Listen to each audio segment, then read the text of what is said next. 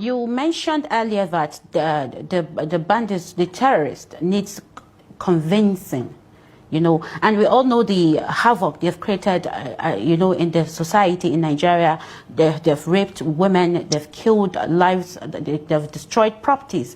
So do we really need, do the government really need to convince this terrorists at this point? Because we've seen the cases of repentant Boko Haram, we've seen the cases of dialogue. So is convincing what is needed from between the government and the terrorists right now?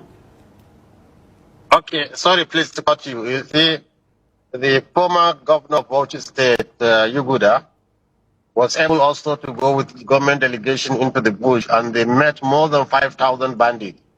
They were all complaining. Those who have lost their parents, those who have lost their brethren, those from our hostility too. So when you say they have killed, yes, I know they have killed, and it's wrong to kill anybody innocent. This is absolutely an obnoxious thing to do.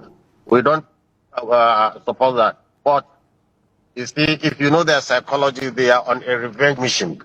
Everybody knows the herdsmen, especially the flying herdsmen. They don't just attack people. We have been living with them for centuries. They don't attack people without any cause.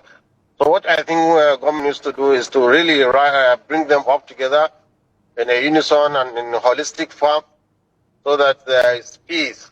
And they are ready for that, because if you call them for peace, they come. It's unlike the others, like IPOB. IPOB, the government has been trying to dialogue with them. They still refuse. They are still behind creating separate states. They're secessionists. Besides being terrorists, they're secessionists. Well, these people are not secessionists. They want peace. They call for it. In fact, they even invited a lot of media. I think Daily Trust is high time it really goes into the bush and have, although they did it before, and the former government prevented it from airing it on air.